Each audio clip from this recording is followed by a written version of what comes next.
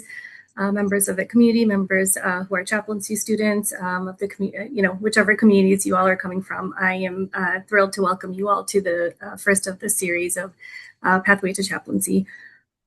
My name is Zakia Haq. I am the Executive Director of the Association of Muslim Chaplains. And I come to this role, just a quick intro to myself, I come to this role with a background in social work and social service administration. I have an MA from, actually an MSW equivalent from the University of Chicago in social service administration from a long time ago. 15 plus years working in the nonprofit world in nonprofit management, nonprofit development, administration. Followed by more recently an MA in Islamic Studies from the American Islamic College, one of the institutions who is represented here today and who we'll be hearing from later. Alhamdulillah. I'm also joined by Kareem Hakim, who is our other staff member here at AMC, at the Association of Muslim Chaplains. So welcome and thank you all for being here. Just a little bit about AMC before we move further. AMC is a professional membership association for Muslim chaplains. The mission and vision of AMC is to support Muslim chaplains, to offer training, development, support, community connection to Muslim chaplains across North America. So that includes chaplains in the United States as well as Canada. We do have 250 members across 5 sectors: in healthcare, in education, military, corrections, as well as community, which is at the moment sort of a catch-all group that includes, police chaplains, corporate chaplains, a lot of other categories that are sort of developing as we speak. Alhamdulillah. So broadly speaking, AMC aims to elevate the ability of our members to offer quality spiritual care. And as we work to establish Islamic chaplaincy as a profession, we understand that entails certain things. When we talk about professional Islamic chaplaincy or a professional Muslim chaplain, what does that mean? It means established competencies for the profession. It means a code of ethics, and it also means a recognized training pathway.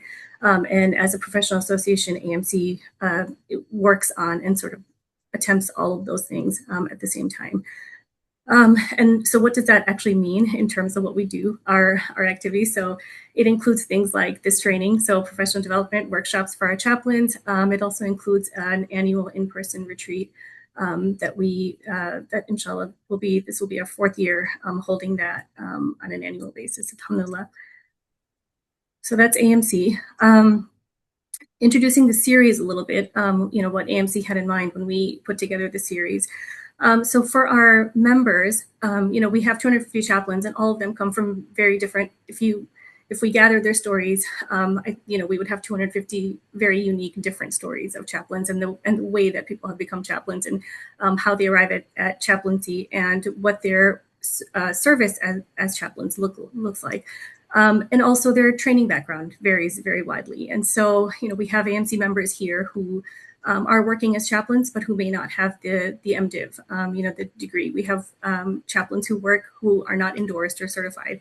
And so we have members who are also interested in looking to fill those gaps in their own background and their own training and to elevate their own ability to offer quality spiritual care, as I mentioned earlier.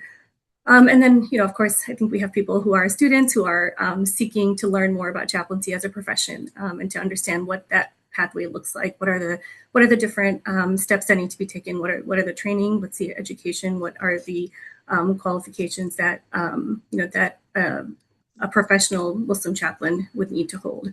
And so really we're working across these 5 series, inshallah, to fill that gap in knowledge and information that people may have, whether it's AMC members or not. And so inshallah, that is the goal of this session, as well as the forthcoming 4 sessions, inshallah, which we'll have more information on at the end. So today's session, alhamdulillah, we have representatives from 4 Islamic chaplaincy education institutions. They are the Bayan Islamic Graduate School, American Islamic College, Boston Islamic Seminary, and the Islamic Seminary of America. I will introduce our distinguished panelists first, and then they will each take a turn and they will tell us about their institution as well as their program. And Kareem, help me keep an eye out for Dr. Bayan. Sorry if he's able to make it. He was confirmed to join this panel as well from Hartford. And so inshallah, I'm hoping that he will be able to join and also tell us a little bit about his program. So first, we have from the Islamic Seminary of America, we have Dr. James Jones. He's the Executive Vice President of the Islamic Seminary of America. He is a Professor Emeritus of World Religions and former chair of both the Department of World Religions and the African Studies program at Manhattanville College.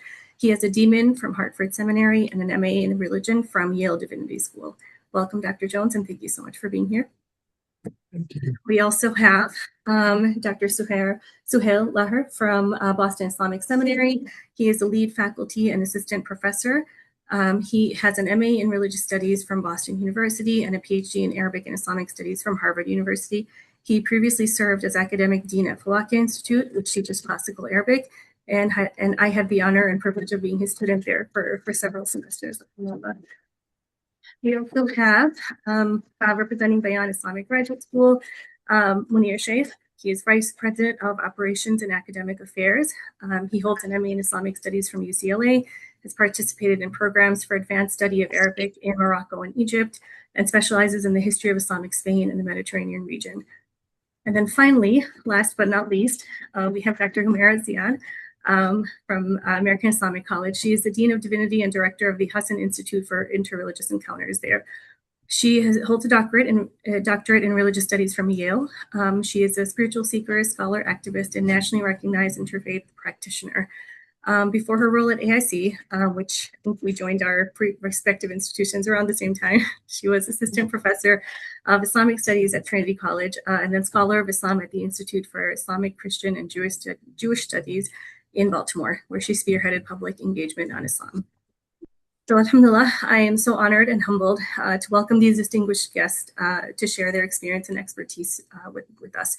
So we will hear from each of them, and they will give us information on their institutions and their programs, the key features of their programs, and what makes their program unique and what may make their program appropriate for you. And then towards the end, we'll take Q&A. So just a couple of logistical notes before I hand it over to Dr. Jones to start us off. So we are scheduled to run until 4:30, inshallah, so we should have ample time to hear from all of our guests as well as take all of your questions. You can drop questions in the chat at any time, but we will take them at the end, inshallah, just to allow all of our guests to have ample time to speak. And then finally, if you can just keep yourself muted, just so we don't have any interference, with our guests while they're speaking. Yeah, I think that should do it for the logistics. Inshallah, I'm going to turn it over to Dr. Jones. Dr. Jones, go ahead, please. Bismillahirrahmanirrahim. First of all, I'm honored to be here. In 2011, about 15 years ago, a bunch of folks in Connecticut, where I still live, were concerned about the fact that we didn't have Islamic seminaries, not one seminaries. And the thing you should know, those of you who are watching and thinking about a pathway to chaplaincy, think about this panel as a way to do a bit of a dive into 4 different flavors of the same thing. What I mean by that is that what our intention was to do 2 things. One is to put a floor under who could call himself an imam or chaplain. What are the basic things that people should know? And secondly, have institutions that trained our own people, produced our own knowledge. And all of my colleagues here, except AIC, we talked during our formative stages. And so to those of you who are watching, we are similar in many ways and different in other ways. And it's like choosing a flavor. Choose your flavor wisely. And I feel like we're all in this together, that is not a competition. So, all right, Bismillah. So this is my presentation about the Islamic Seminary of America. If I can get this to work, yes. So at the Islamic Seminary of America, we have the 3 R's. We say we're religiously rooted, contextually relevant, and intellectually rigorous. This is something I think we share with all the other panelists. We follow the Quranic injunction that he's made us witnesses over all humanity, and the messenger, peace be upon him, is a witness over us. And we think that that's what we're trying to do in this space in terms of this seminary. Our vision is a world constantly bettered by religious scholarship and ethical leadership. And our mission is to cultivate generations of world-class doers and thinkers who lead from an Islamic paradigm while engaging contemporary challenges and opportunities. About us. We're very much a sure process organization, and not only in terms of how we run our organization at the top, that is to say, the board of trustees, like I'm sure other institutions have. We have an academic council, which I'm sure other institutions have. But we sort of pride ourselves in making sure that we listen very carefully to what students are saying, listen very carefully to what's going on in the classroom, and use that feedback to produce a synergy. And again, other institutions probably have this. We're a graduate level program, which is obvious. We have 10 curated core courses. Everybody that comes to the Islamic Seminary of America takes the same curated core courses. The people who curated them, originally Dr. Yasser Qadi, who's our dean, Dr. Tamara Gray, and Dr. Sam Bagby. And every year we've tweaked this for the past 5 or 6 years to try to take the feedback from our students and from what's going on in the world to try to make it better. As with a couple of other institutions, we have Quranic and Arabic literacy. People have to demonstrate proficiency in Quran recitation, tajweed, one juz before they leave, and a basic level of Arabic literacy. We're not looking for people to speak Arabic, but enough to pick up one of our sacred texts and figure out what's going on. We have a lot of team teaching. This you don't often find at the graduate level. And it's because we feel like that sometimes you have a subject matter that needs 2 or 3 different perspectives at the same time. And if you look at our courses, you'll find about half of our courses are taught by 2, 3, and sometimes 4 different people, because we want to bring different perspectives to that subject. We have a very positive student experience. I've been in higher education for 50 years in various roles, and I've never seen the kind of feedback we've gotten from our students. Every faculty member, it's about 30 of us, gets 80% or above on those regular student assessments that you get at the end of the semester. Did they go over the syllabus? Were they available outside of class? This kind of thing. And that's amazing to me because I've been in Ivy League and I've been in community colleges. I've never seen this kind of positive student feedback from a group of students, particularly in that they are adult learners. And as with many of our financial our colleagues, we're generous with financial aid. We try not to ever turn away anybody because they don't have the money. If you qualify to be in our classes, we try to find a way to make it happen. So we started in 2011, as I said before, as an idea with about $1,500 at Masjid al-Islam. Then we had an MOU with the original Islamic Seminary of America, which was started by Omar Suleiman and Sheikh Khalil Abdul Rashid. And then we began our fall degree classes in 2019, and we became ATS affiliate in 2022 and had our first $1 million budget, which, by the way, means that we still don't have enough money to do everything we want to do. All right, quickly, what are those 10 courses? You can see them there: Advanced Quran Science and Tafsir, Advanced Hadith, Advanced Aqidah. I won't read through them. You can go to our website and you can see this. In other words, if you come and take a master's degree from us, you must take these 10 courses. And so even though we don't have a cohort program, which I think the Boston Islamic Seminary has, you have to go through these 10 courses in order to graduate, and you can see the Arabic proficiency and Quranic recitation at the bottom. The Master of Arts in Islamic Studies, we have 2 concentrations. It's 48 credit hours, 16 courses, concentration in Islamic sciences, Islamic leadership. The people who want to do chaplaincy, sometimes they don't want to do our MDiv. They often take our Islamic leadership degree. The Master's of Divinity, our MDiv program, which is similar to other Masters of Divinity program. The major difference between it and the Master of Arts in Islamic Studies is 1 unit of CPE, 400 hours, and 400 hours of field placement. They are required. And there are 2 concentrations under our MDiv program, Islamic chaplaincy and general religious leadership. We also have a joint degree with United Theological Seminary. We do the recruitment and the vetting of people, and they finally give a degree. It's a 72 credit degree granted in partnership with them. And we do the initial admissions, and 6 of the 24 courses are taught by TISA faculty. And we also have a 5-course graduate certificate, which really doesn't prepare you for chaplaincy. I just threw it in because you might be interested in it if you were interested in leadership.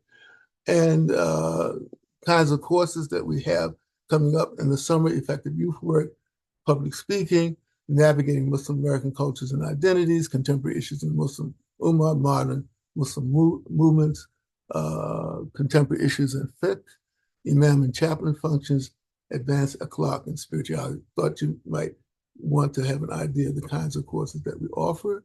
74% of our students receive financial aid.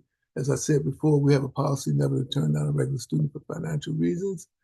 And I think that is it. So I'll be happy to take any questions about us. As I said before, listen very carefully, choose very wisely, and choose the flavor of seminary that most meets your interests and your inclinations. Assalamu alaikum wa rahmatullahi wa barakatuh.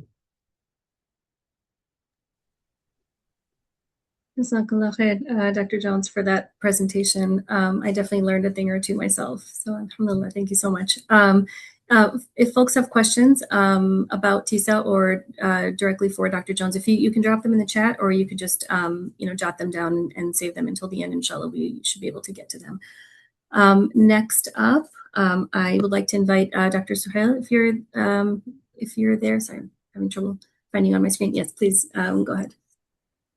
Thank you. Share my screen.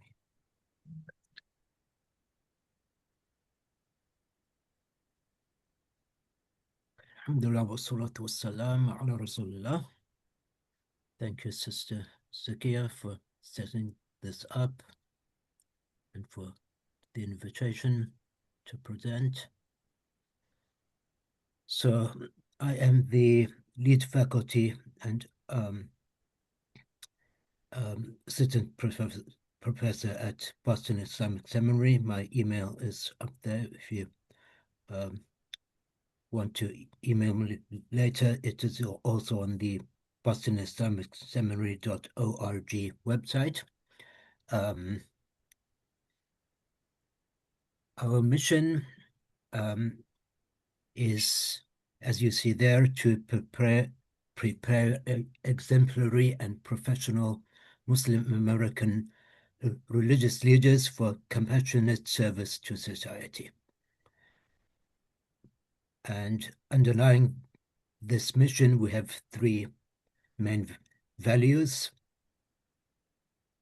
continuity and authenticity. We believe it is important to be connected to the Islamic scholarly tradition. Relevance and practicality, that Muslim religious leaders need to know how to apply the Islamic knowledge in the contemporary context in an appropriate way. And thirdly, responsiveness and rightfulness, that the knowledge should be used not only for personal practice of worship, but also to try to make the society in general, society in which we're living, a better society. I think I'll skip over a lot of the details here. Top half is about the history of BIS.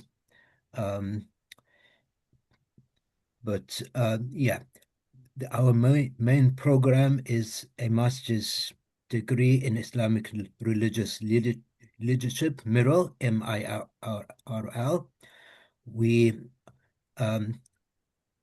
have approval from the Department of Higher Education in Massachusetts to award this degree. We got that in 2020.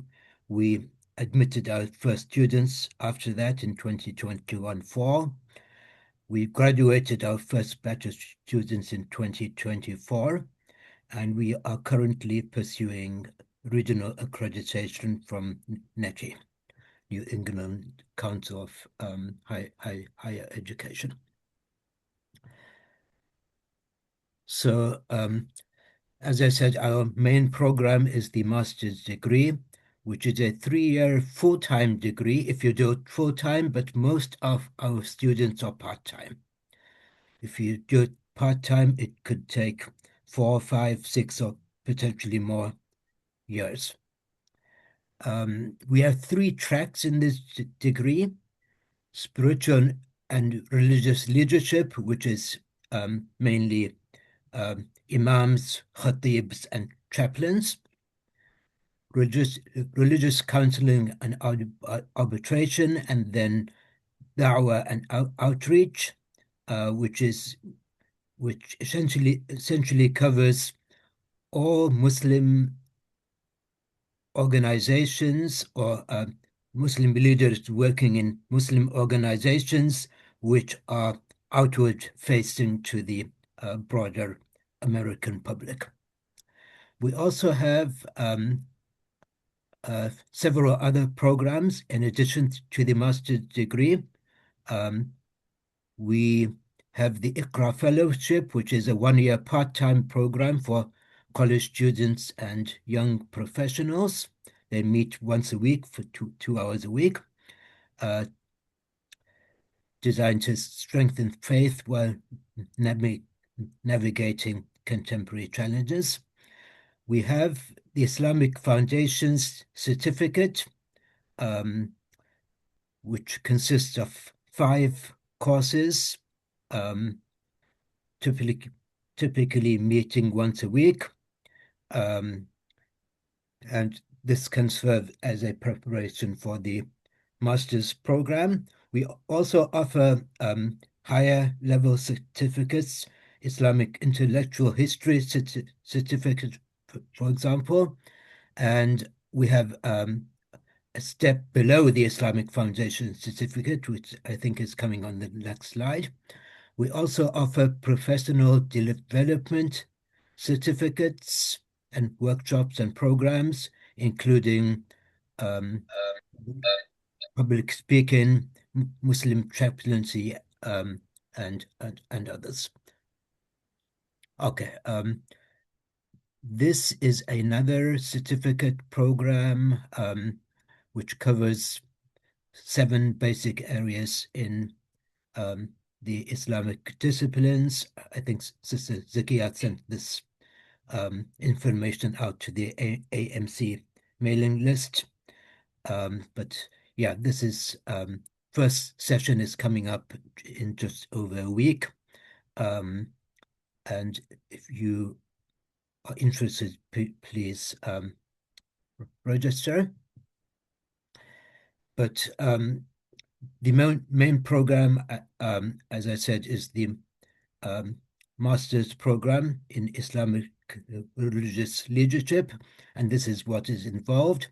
So we have 24 courses of coursework, 90 credit hours, and in addition, 10 credit hours of internship.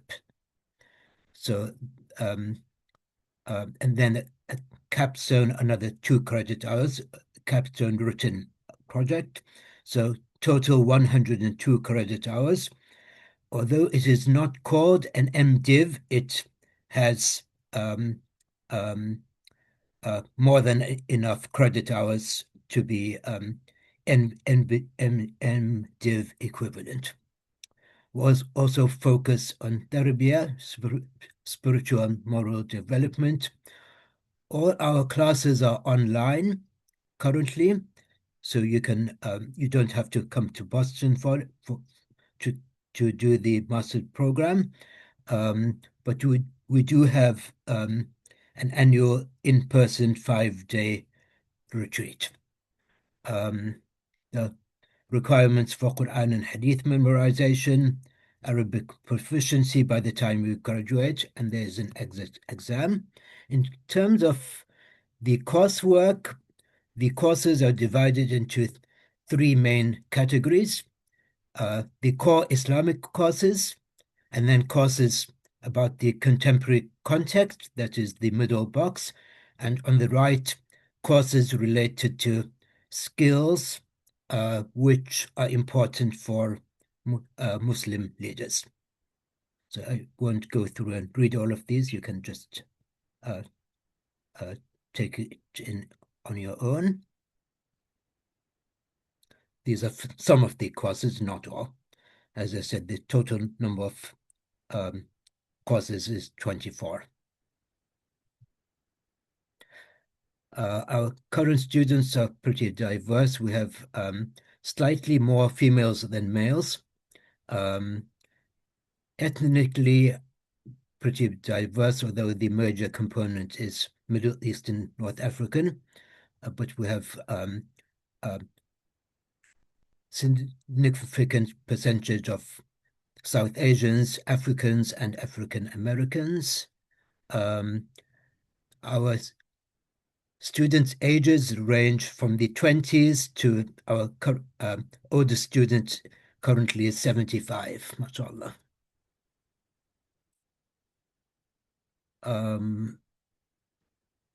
Tuition, yeah, is as shown, but we do offer actually a lot of our students receive partial scholarships, and we try to help students to find ways to make the financial piece work. Yeah, I guess that is the end of the presentation. So if any questions, feel free to, as Sister Zakia said, drop them in the chat box or save them for later.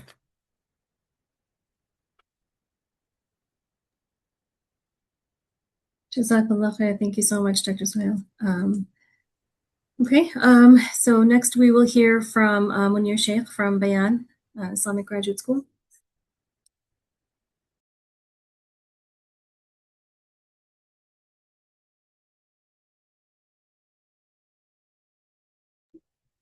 Assalamu alaikum, Bismillah ar-Rahman ar-Rahim. I'm just trying to locate my slides. Just give me a second.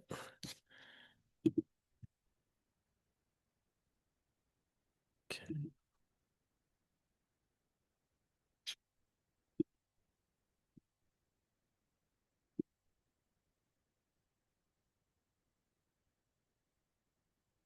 Okay, hopefully you all can see that now.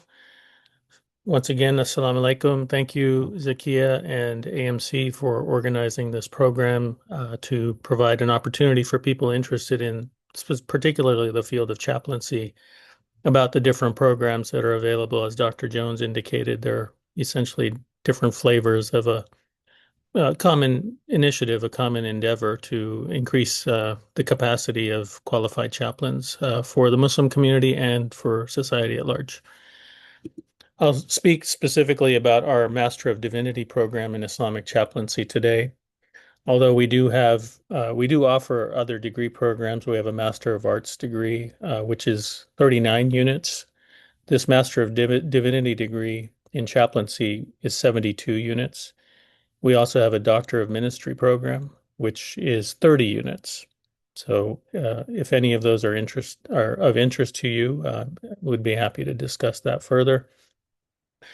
The mission and vision of Bayan, of course, is comparable to what's been articulated by various institutions. We are interested in developing leaders who have a strong and solid foundation in Islamic studies, in Islamic heritage, Islamic thought, and integrating contemporary best practices and skill sets to serve in various capacities. We offer our degrees in partnership with a accredited institution. We will be offering our degrees going forward through the Claremont School of Theology. Up until this spring, we have, for the last 5 years, been operating at the Chicago Theological Seminary. Prior to that, we were at the Claremont School of Theology. So it's a kind of return, home to Southern California for Bayan as far as our sort of headquarters and operations is concerned. I'll talk a little bit more about our course formats and what that entails with respect to our physical location. Across the different degree programs, of course, we're interested in developing imams, providing additional skill sets to those who have trained traditionally, but also attracting students who may not have a traditional religious background, but an academic foundation in various disciplines who have aspired to cultivate greater knowledge about about the Islamic tradition, and in order to serve as educators, as youth directors, as nonprofit leaders within the community in interfaith settings, and so forth. And some of our students and graduates, of course, continue their studies. Some of them go into PhD programs at various universities and aspire for careers in academia. So it's as an institution, we believe in encompassing a broad sense of the Muslim mainstream, Sunni and Shia perspectives and scholarship within the coursework that we provide and within the student body and within the leadership. We have representation across the different madhahib and outlooks within mainstream Islam. We're trying to cultivate an academic space where different ideas can be discussed and debated. So it's an open environment for that kind of conversation without being dogmatic or polemical. We don't attract students of one particular madhab or a few particular madhabs. We have an extremely diverse student population and faculty that represent the different schools of law and outlooks. We don't impose any particular theological or religious position, but we do expect that any entering student will uphold the tenets of mainstream Islam as it's divined in sort of the Sunni and Shi'i perspectives. As far as some of the challenging topics within society at large, within a pluralistic society such as the one in which we exist, we definitely have to provide exposure to different discourses and literatures about sociological issues, about cultural issues. So we do that, again, in a kind of descriptive and analytical fashion. All right. In terms of our course offerings, we offer courses in 3 terms every year: fall, spring, and summer. Most of the courses are in a hybrid format, which involves a week in person on campus, with the rest of the coursework for the courses that are in that hybrid format is to be completed online outside of that week in person. We do offer some courses in a fully online format that does not require the in-person contact time, but the programs as they are designed are not fully online programs. They cannot be completed remotely exclusively. In order to complete any of the degree programs that Bayan offers, you do have to travel for that low residency period in most academic terms, perhaps not all of them, but in most of them. There may be a term or two, for example, where a student happens to be enrolled in just fully online courses, an Arabic course, an elective course, or some other set of courses that are not necessarily in the hybrid format. What that looks like for the student is something like this. If there's a fully online course that they're enrolled in, they're going to have that sort of weekly or bi-weekly opportunity to meet synchronously in Zoom with their professor and or asynchronously through discussion forum posts and things of that nature and assignments that are submitted within the learning management system. And that's a pretty steady pace.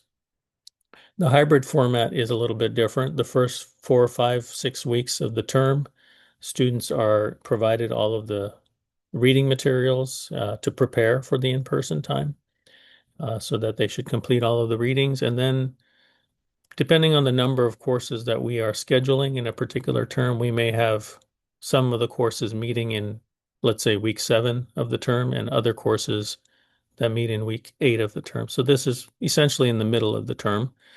Students will usually come for one of those 2 weeks, depending on their course selection, and they'll meet with their professors. One of the courses that they have would meet in the morning block of time, 8 a.m. to 1 p.m., and then there's a break for prayer and lunch, and then in the afternoon they would meet with a different professor for their second course. When they're done with that in-person week, they would return home and they would complete assignments, including whatever final paper or project is due at the end of the term along the way, and they would have a few more online Zoom meetings to check in with the professor. We found this format to work quite well because it's kind of the best of both worlds. You don't have to relocate to wherever we're operating out of to complete the program, but you still get the opportunity to cultivate very powerful and meaningful relationships and networks with peers and with the professors. Okay, in terms of the degree itself, we have the concentration in Islamic chaplaincy in the Master of Divinity degree. Actually, it will be 72 units, not 75 units. It breaks down roughly along these lines. There's a core of Islamic studies courses on the Quran and its tafsir tradition. There's a course on kalam or theology, Islamic law, and the development of the different madhahib. A history course that surveys Islamic history, an ethics course that also provides a foundation in Islamic thought. There's a component of intermediate Arabic that has to be completed by the time of graduation, along with an assessment of Quran memorization and recitation. Then there are a number of required chaplaincy courses that are offered by our partner institution. These would be courses such as an interfaith chaplaincy focus course, an intercultural studies course, a course on a different religious tradition. There's also a requirement to complete 1 unit of clinical pastoral education at an external institution, which is usually a hospital setting. And for those students who are in the program, when they do that CPE, they get 6 units of credit towards the 72 in the program, even though it's 1 CPE unit, which is 400 hours of time outside of other coursework. Bayan itself offers a number of core chaplaincy courses. There's a course on spirituality. There's a course on theories and practices of spiritual care. There's a fiqh course specific to the needs of chaplains and the expectations that are placed upon them by care seekers.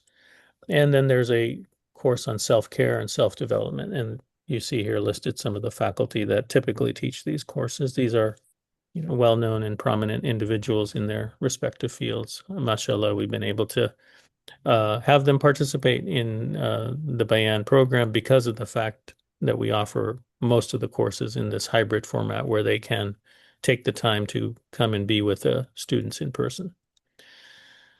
We have various elective courses in chaplaincy as well that are scheduled periodically. So students have the option, depending on their focus area, to select certain elective courses. Perhaps they're interested in counseling Muslim youth. Some people might be working in hospice, so they might be interested in a course on bereavement, and so on and so forth. And these are offered periodically, so depending on what gaps one has in one's program, as you go through your program, you can select any of these possibilities.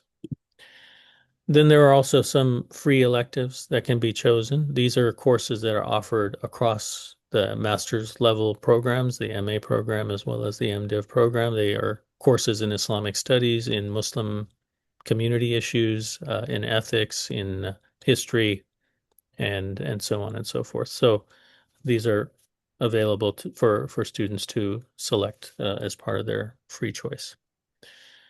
And that's all I have on the screen. I'm going to just say a few more words, but I'll stop the share. So to date, Bayan, which started in 2011, has had 151 graduates across the different degree programs, including those who will be graduating this April. This April, 12 of the graduates will graduate with a Master of Arts degree. 14 will be Master of Divinity or Chaplaincy students, and 12 will be part of the first cohort of Doctor of Ministry students in Islamic leadership who will be graduating. Of the graduates, 93 have been men and 58 are women. So we have a nice representation, not only in terms of men and women, but also in terms of the different perspectives I mentioned earlier within Islamic identity. And also, ethnically speaking, there's a tremendous diversity as well across the student body. We do offer scholarships to students enrolled full-time in our program so that they can complete their degrees in a reasonably short period of time. And scholarships can range from 30 to 40% of the tuition up to 80% of the tuition, depending on the criteria and the eligibility. We have particularly been focused on supporting students who work in underserved communities so that they don't have to take on the burden of loans and support. Of course, they're supporting their families and working often in situations where they don't, manifest tremendous income. So we try to help make it possible for them to complete this program so that they can be better positioned to serve even more effectively and inshallah to gain employment based on the credential that they're receiving. We've always offered our programs in partnership with a collegial institution where interreligious skill sets can be cultivated significantly, and I think our students have found that to be extremely valuable, alongside, of course, the opportunity to study with the various Muslim professors who are teaching in the core Islamic studies. So I would say that's a distinction that is associated with Bayan, along with the track record that I just mentioned. So we've had 54 total graduates in the Master of Divinity program. Many of the chaplains who are now serving in hospitals, in universities, and in other places are Bayan students now or alumni of Bayan. I know that some of them are here today in this session, so it's nice to see them here, and hopefully those of you who are interested can connect with them, and I welcome you to connect with me as well. Thank you very much. Alaikum. Awesome. Thank you so much, Munir. For our attendees, if you are feeling overwhelmed by the amount of information that you've heard in the last half hour, stick around. Hopefully, we'll get a chance in the Q&A to sort of sort through, sort of what are the differences, what are the what are the respective emphases or strengths of the various programs, beyond what you've heard. And so, inshallah, we can sort of process all of that together. So last but not least, and thank you so much for your patience, Samara, please go ahead and tell us about the American Islamic College. Of course.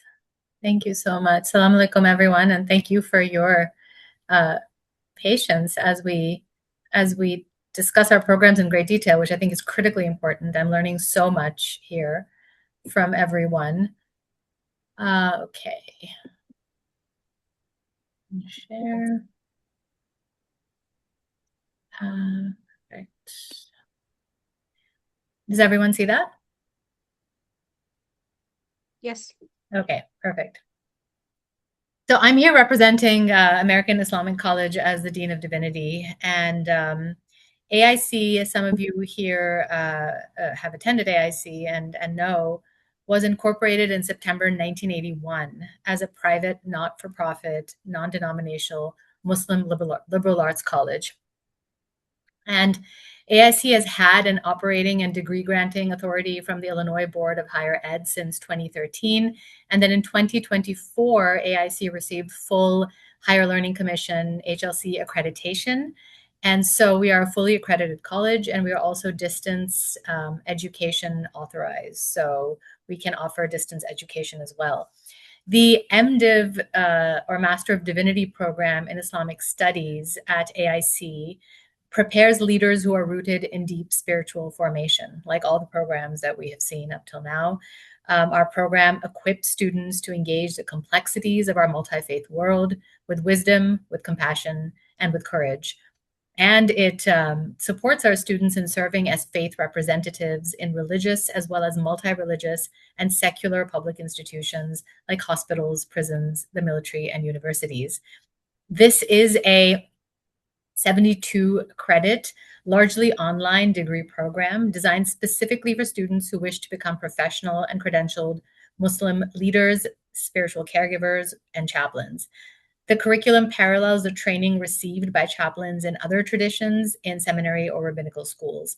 And the program also requires students to complete clinical pastoral education and an internship that we call field education that is separate from CPE. We have 36 credits of core courses that include the study of foundational Islamic texts, ethics and spirituality, philosophy, theology, and gender, as well as pastoral theology and the fiqh of ritual and life cycle practices. The core experience also includes, as I mentioned, the CPE and the field ed requirement, and also expects advanced Arabic proficiency before graduation. Students must also take an additional 15 credits of advanced Islamic studies courses, as well as 6 credits minimum in spiritual care and religious leadership. Finally, the remaining 15 credits are electives and can also be taken at our partner schools in the Association of Chicago Theological Schools, which allows for a broader and deeper interfaith experience. The curriculum that we currently have fulfills national standards for equivalencies in religious training and leadership set by the Board of Chaplaincy Certification. Our learning outcomes for the MDiv program and Muslim Chaplaincy program include the following. We hope that our students will demonstrate foundational and critical knowledge of the Islamic tradition as relevant to Muslim chaplains. This means knowing scriptures, authoritative texts, history, traditions, and practices of Islam. This means also being able to relate one's tradition to public issues which intersect with faith. This means engaging the Islamic tradition analytically and contextually. This means demonstrating proficiency in aspects of Muslim life that are related to ritual practice and devotional life, to recognize the different streams of thought and practice within the scholarship of Islam, and to develop an appreciative knowledge of the continuum of expressions and interpretations of the Islamic tradition. Secondly, we wish our students to develop an appreciation of living in a pluralistic world and developing the dialogical skills that they will need to work in diverse settings and multi-faith settings. Again, this means understanding different streams of Islamic thought and faith traditions. So again, an intra-faith setting, understanding the basic beliefs and practices of many of the faith traditions that they will be encountering and working with and serving. This means developing dialogical skills that are necessary to work in these kinds of environments through living interactions on campus among our diverse student body, as well as interactions with all our multi-faith partners and the Association of Chicago Theological Schools. And finally, we wish our students to enhance their abilities related to spiritual and pastoral care and community service. And so this means strengthening counseling skills and public speaking abilities. This means developing skills in spiritual care and relating their experiences in clinical pastoral education and in field education to relevant. Sorry, hello? Hi. Okay. So again, having the experience of the CPE and the experience of field ed, really being able to reflect on those, reflect on how they're being shaped. Self-reflective attitudes, self-reflective practices, all of those are part of this. And then developing skills as a Muslim chaplain to be a bridge between the Muslim community and the wider public through education, through service, and mutual understanding. Our admissions requirements require proof of graduation from an accredited undergraduate or graduate program, a minimum GPA of 2.75 in undergrad or 3 in graduate studies. You can take a look at the website for all of the rest, but letters of rec, a 500-word essay, undergrad or graduate program professors, that we prefer that the letters of recommendation come from folks who you have been in class with and worked with. We also, I think somebody was asking about advanced standing. If you already have a Master's of Arts in Islamic Studies, and yes, applicants for the MDiv can be given advanced standing with an MA on a case-by-case basis, and they may also petition to receive graduate credit for courses taken in other accredited colleges and universities. This is very much done on a case-by-case basis, so please reach out to us and we will work with you to support you in this. We want you to get your degree and we want you to get credit for the work that you have done and done well. AIC provides several ways for students to reduce the cost of attendance. This is critical to us. This is core to our mission. And this includes institutional financial aid. merit scholarships, assistant fellowships, work study, and a partnership-supported Zakat Chicago scholarship for eligible students. We do not currently participate in federal student loans or FAFSA-based aid, but that is changing, so stay tuned. So students at this point generally rely on AIC-administered aid and outside support.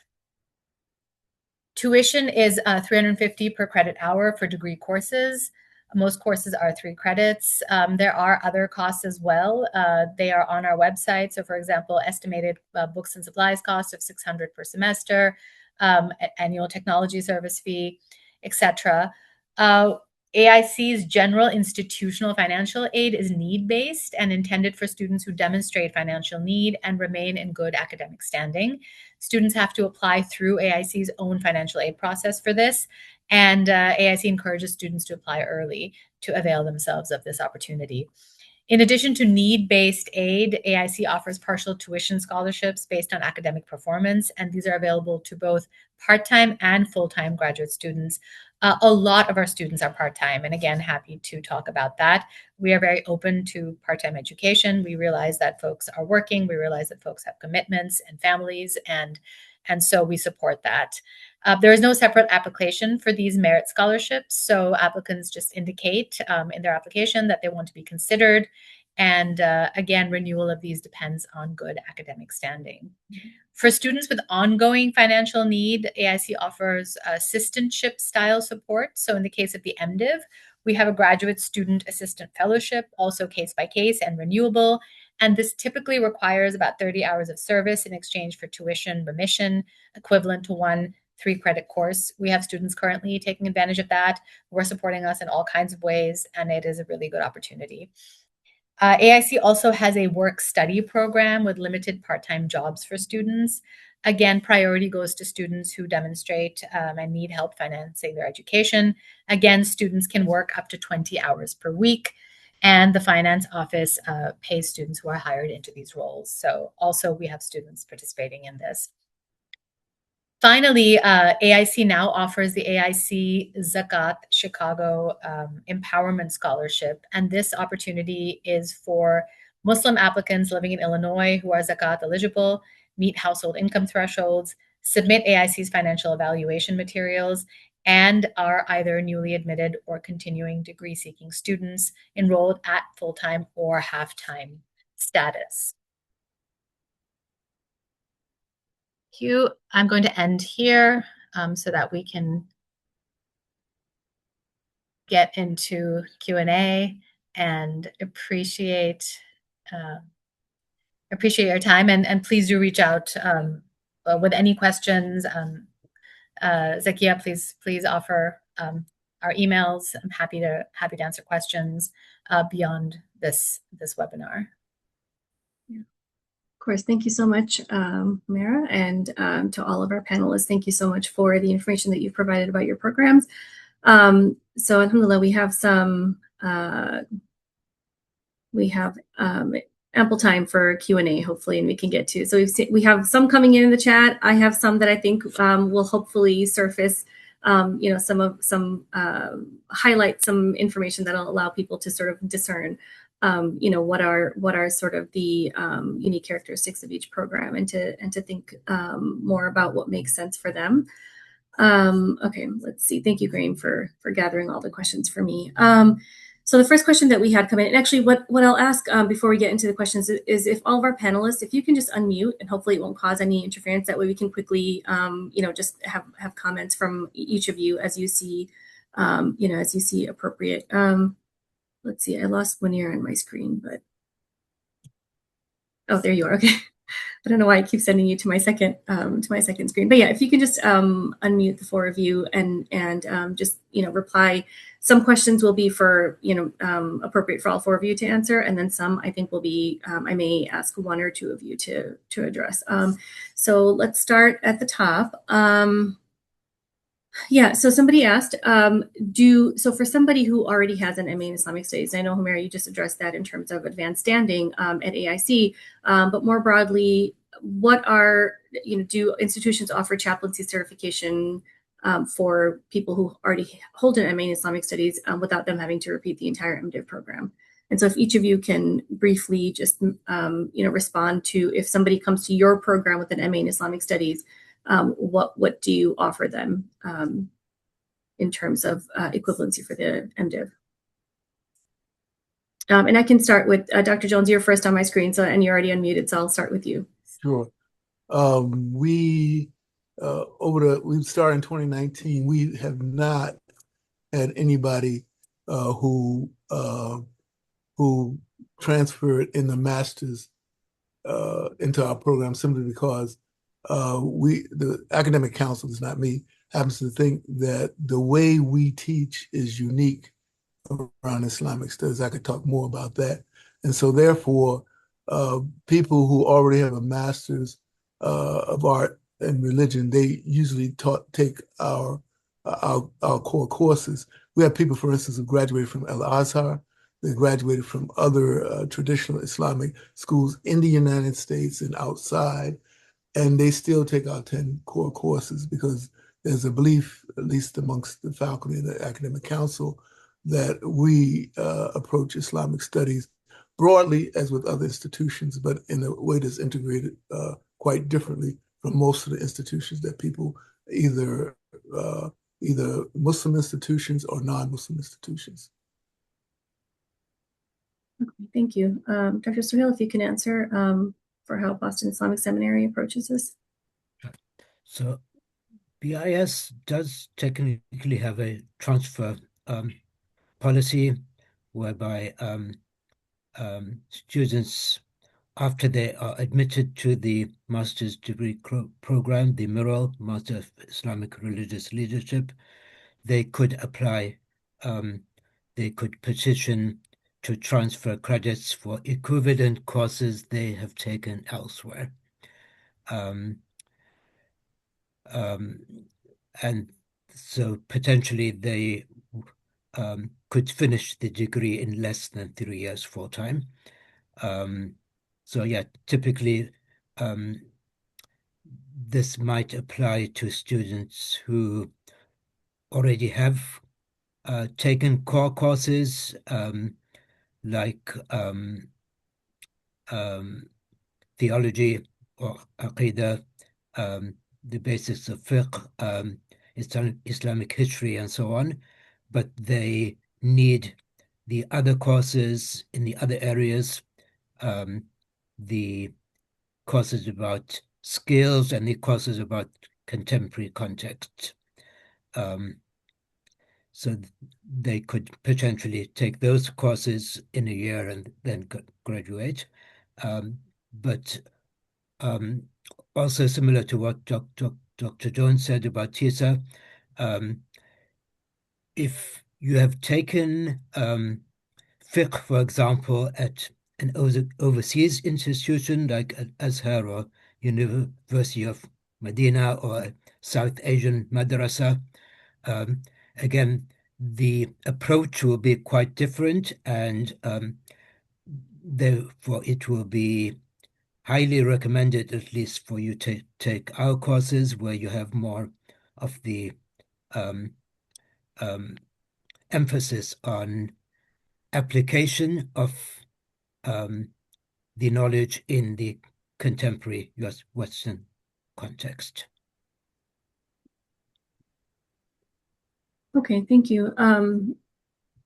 And I think, Homer, you addressed this question already in your presentation. Munir, I saw that you answered it earlier in the chat, but if either of you wants to add anything, please feel free to go ahead before we move on to the next question. Sure. Yeah, I can. Real quickly, I think we've experienced two scenarios. One is where somebody has been studying at a different institution, has not completed their master's degree, and has decided to join Bayan. And so then we've been able to, in most cases, accept the courses, especially if there's alignment in terms of the titles of the courses, and accepted those so that they wouldn't have to repeat them at Bayan, and they would just continue with their coursework and complete their degree at Bayan. We've had that situation happen. We've also had a case where people have already completed a master's degree and then they come and get a graduate certificate in Islamic chaplaincy or in one of the other fields if that's their interest. But the chaplaincy certificate, as I put in the chat, is 18 units or 6 courses, and that does provide the coursework that may not have been taken previously in the master's program.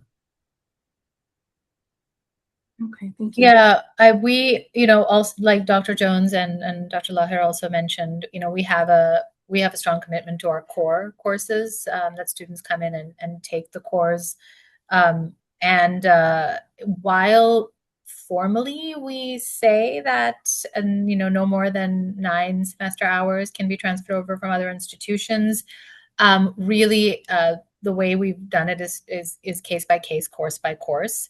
Because there are some courses that align really well that students have taken in other settings that align really well with the courses that we offer, in which case we will make those exceptions. So it is very much a case by case, course by course. And we appreciate having that conversation with folks. We don't want people to have taken repeat courses that they have already spent time taking. Yeah, thank you.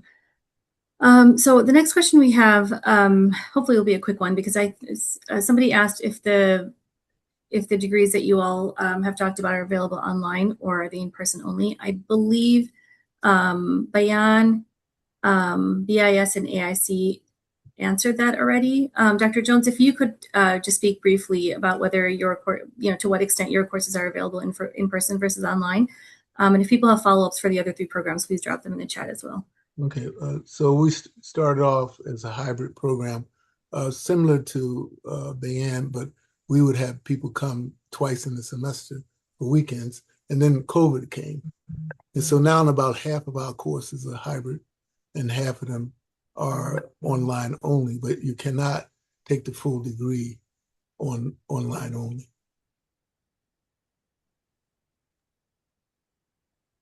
Okay. Any of the other programs want to add anything? I think you addressed it in your presentations. Well, ours have been fully online, but we are moving towards hybrid. That students who are in the Chicago area and want to be in a classroom and experience community should be able to do that. And so we, again, wait for that announcement. We are hoping to, and then we'll have folks, log in from for distance learning as well. Okay, wonderful. So the next question is about the CPE requirement. And actually, I have I guess in addition to that, once we get through that question as well. So if an individual has already done CPE, 1 or more units of CPE before entering your program, would they need to do another unit? Or are they, or does their previous CPE count? And I think, Munir, I saw you answer that for Bayan, that they wouldn't have to do more CPE, but then they would have to fulfill those credits. So you would get the credit, like you wouldn't have to repeat the CPE, but you wouldn't necessarily get the credits for that, that CPE unit. And so if you, so that was Bayan's answer. If the others want to offer how you handle students who are coming with 1 or more units of CPE. You wouldn't have to repeat them, but you'd have to do the credit hours, some other elective. Yes. Oh, sorry. Go ahead. For BIS, we have, as I said, the internship requirement, Right. And the internship requirement can be fulfilled by taking 1 unit of CPE. And specifically, if you have already taken that before joining the program, you could petition to have that retroactively count.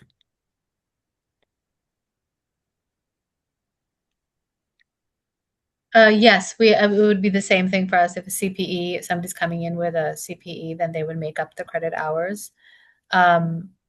But we also have a field ed requirement, which is a total of 6 credits. So that's the internship requirement that is separate. And that is something we would still expect someone to do, even if they're coming in with CPE. Okay, and actually, Umair, that's a perfect segue to the part 2 for this question that I wanted to add was, can you explain for the programs that have that field ed requirement, what is the difference between the CPE unit and the field ed? Sure. So the CPE unit, we're really expecting that folks be doing that in a hospital setting, but the field ed requirement is working in a space where they see themselves landing up, say in a a military setting or an educational setting or another type of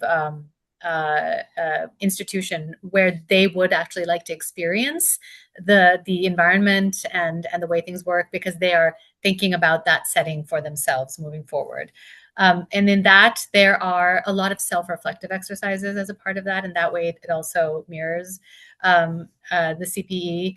But it's a 300-hour internship in a setting that is related to where the students wants to end up in their work. We ask them to write a major paper related to the internship, and we have a series. We have a reflective mentorship relationship with the field ed advisor and our faculty who is supervising the field ed. The student is checking in constantly over the course of the semester, and we create opportunities for them to reflect on their development in this process. So it's a spiritual development conversation as well throughout the semester.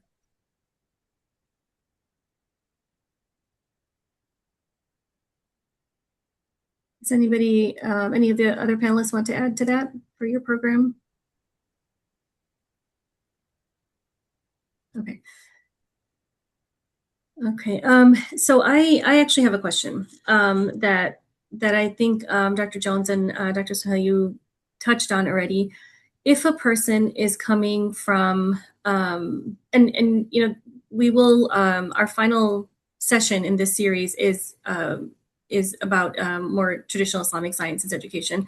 But just thinking about the MDiv degree versus coming from a more traditional seminary program, what is, how would you describe the differences between those, and what would you say somebody can gain? If I already have an MDiv, what is it that that I may not be getting that I would be getting from, say, a qalam, experience, and vice versa. So if I'm coming from, I've gone through the qalam or, Rabitha or Seeker's Guidance or one of these other traditional Islamic sciences programs, what are they missing that an MDiv would provide? And so I guess just understanding the differences between those two pathways to chaplaincy, and then those two types of degrees.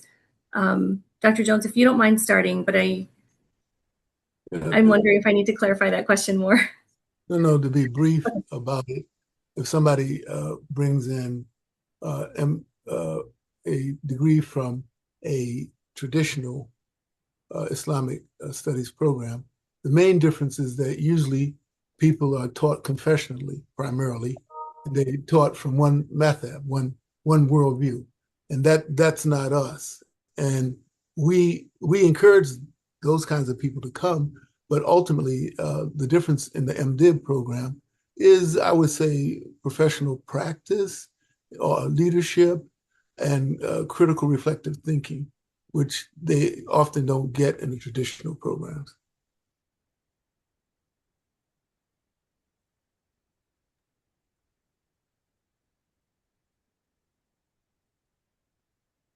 Yeah, Dr. Sahel, if you wouldn't mind chiming in on that question as well, I'd love to hear your perspective. Sure. I'm not too clear on the question. If you could rephrase it, please. Sure. So I see the MDiv degree and a more traditional, Islamic sciences degree. In a Venn diagram, there's quite a bit of overlap, but there are parts that each has that includes that the other may not. And so I guess what I'm asking for is sort of clarity on those two parts. What does the MDiv include, or what would a student in an MDiv program gain that you may not gain from a traditional Islamic sciences degree, and vice versa? Okay, so I think in general, the MDiv is more pastorally oriented, whereas bachelor's or even master's degree from the typical Islamic university or madrasa is not that pastorally pastorally oriented.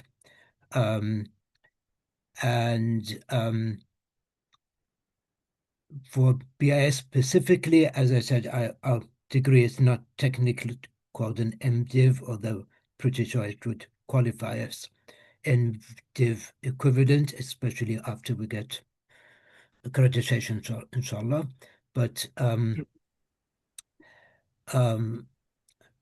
yeah, we have as I said, as I explained, the 3 areas of coursework: core Islamic studies, which is similar but not exactly the same as what you might get from a traditional Islamic university. Secondly, contemporary context and application and fundamentals of Western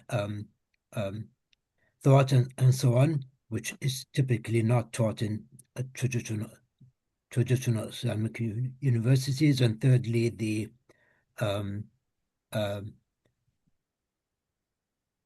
leadership skills such as interfaith engagement, media engagement, leadership skills, and so on. Okay, thank you. And it may seem like an obvious question, and I do apologize if it does, but I will tell you that we get this question a lot at AMC from our members and from others as well. Just understanding the differences that, and especially for the practice of chaplaincy, to understand that while Islamic studies is a core component, that there are these other aspects of professional training and education that are necessary. And so, I just wanted to make sure that we touched on that for our audience. Humaira and Munir, you're welcome to chime in if you'd like. Or if not, we can move on to the next question. I think Dr. Lyers stated, some of those distinctions.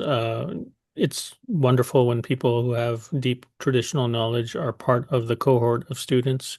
They learn from other students who have other disciplinary knowledge, and they contribute to a rich conversation in the classroom. But I think all of the students, especially in chaplaincy, benefit from understanding, the broader discourses that are at play within our society.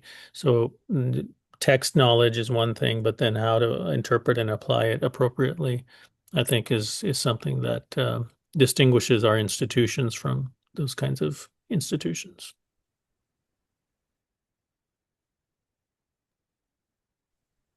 Okay, I am going to, I guess, ask one more question, then I'll pause in case anybody wants to jump in and ask their own question, and then wrap up with one final question for as we near the end of the session. So very briefly, if the 4 of you could just, if you could just talk about what you think is the strength of your program.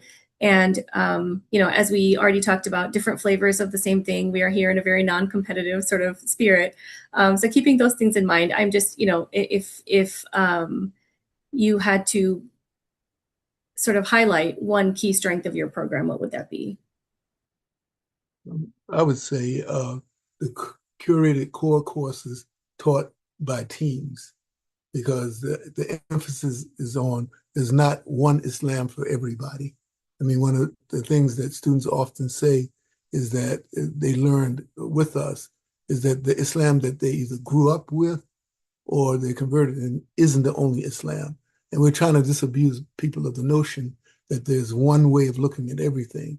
We don't question Quran with Sunnah, but we question almost everything that people have done since then, which is shocking to some people. But the point is that we live in a world that questions, and that we're not trying to leave our tradition, we're trying to strengthen it.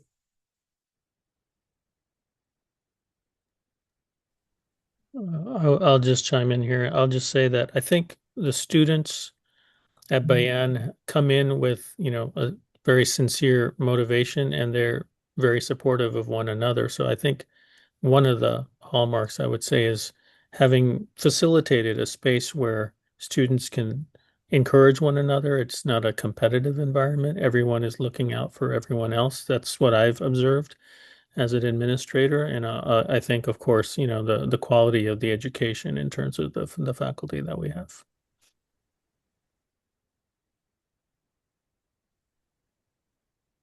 Dr. Sohail, you're muted. Sorry. For VIS, I would say something unique about the program. We try to foster a close relationship, personal relationship with the Quran, which should translate to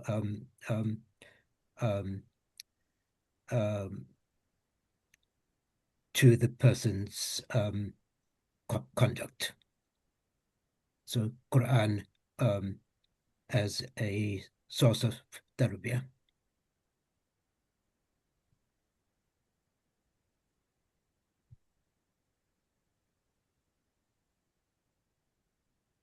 Thank you. Humaira, are you able to unmute? And I don't know if you were speaking, sorry. Yeah, no worries at all. Yeah, I mean, I always feel like this is a question that's best asked of the students who are actually experiencing this. Yeah.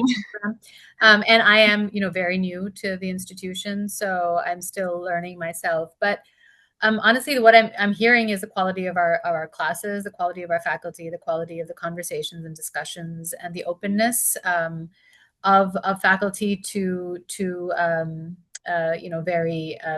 discussing contested issues in classrooms in very sensitive ways. I think is critical. We have an incredible staff. I have experienced, more of the staff since I now sit on admin. I'm not teaching. I've been teaching for 20 years, but this is the first time I'm not teaching. Our staff is incredibly caring. I mean, the students are front and center. They are constantly thinking of the students. And I have just been really deeply impressed, having been in multiple university settings in the past 20 years, just seeing the level of care that our staff have for students and their experience. And finally, this is just maybe a me thing, but I love the fact that our core courses include a course on Islam and gender. The fact that we've made that a core course, the fact that every student has to be introduced to theories of gender and has to understand and appreciate how that works within religious communities and in our own community settings. I think that is critical, and I'm really proud that we have that as a core offering.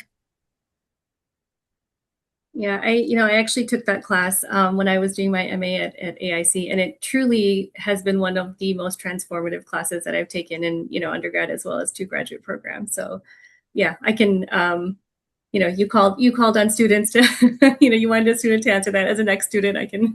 There you go. I was hoping you would. Yeah, absolutely.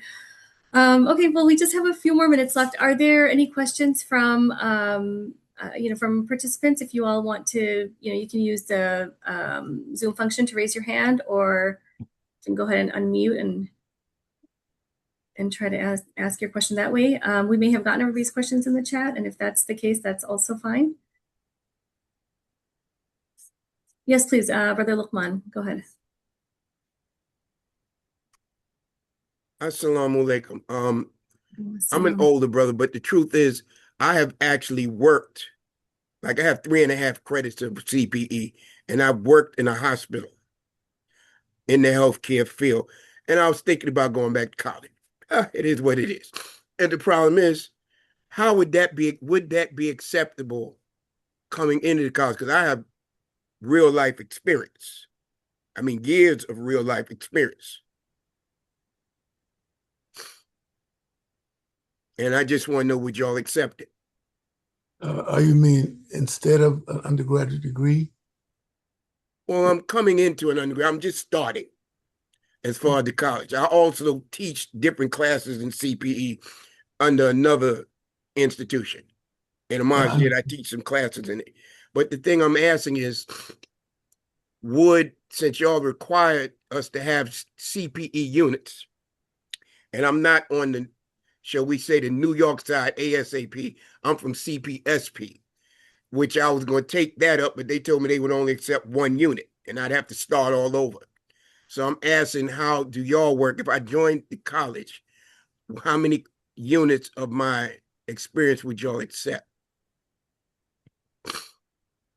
I think, the CPE piece we addressed earlier, potentially, it would be counted in a program, but it would not substitute for any other coursework.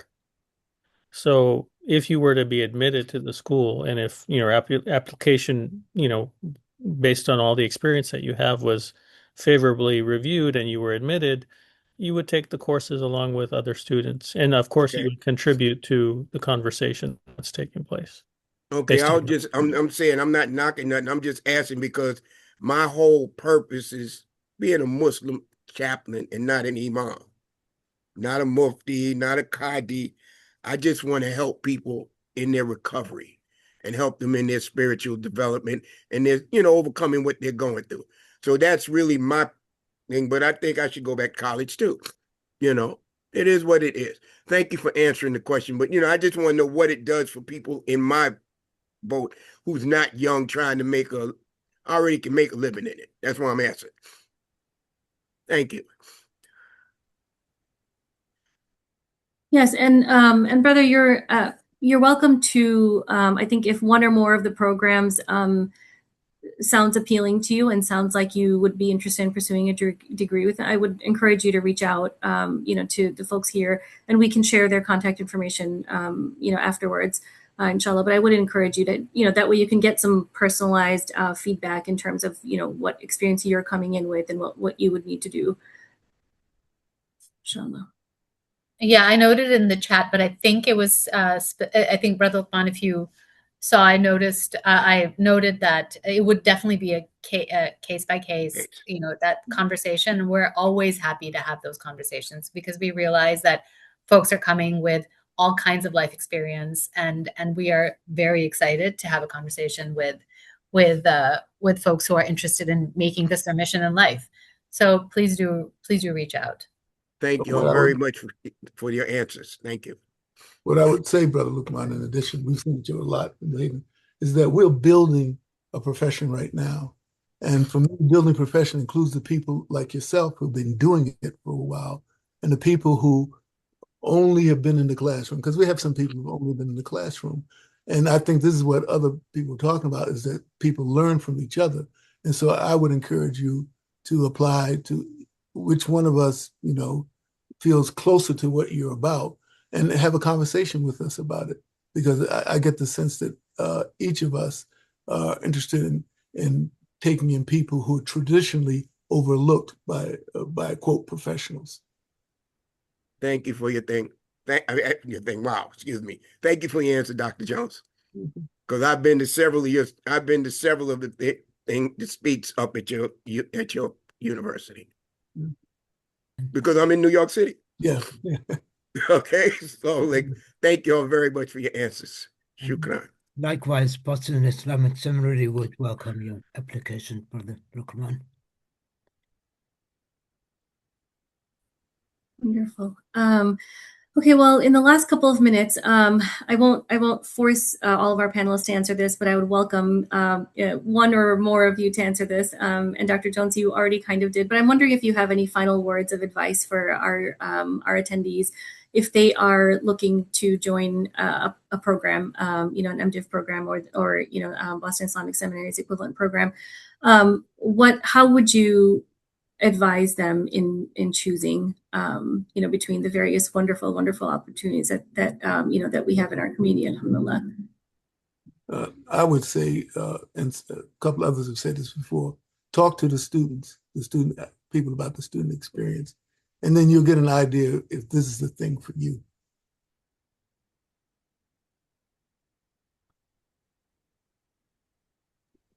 I would say, be prepared to discuss with an open mind.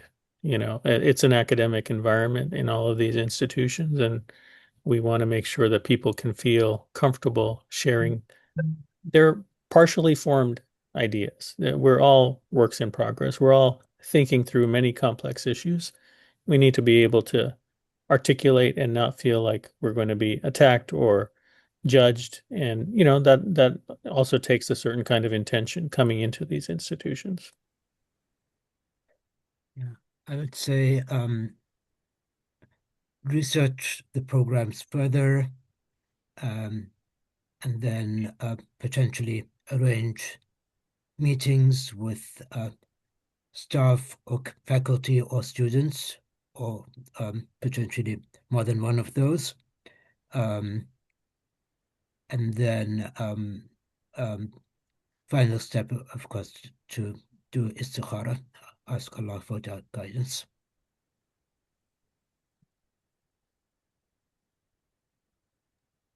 I mean, I would echo all of that, and also to remember that everyone here is wants to. Their mission is to be a spiritual caregiver, but remember, don't lose sight of your own heart.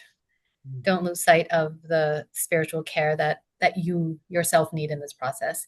And because it is from there that it all flows. So inshallah, we help you do both. That is our goal.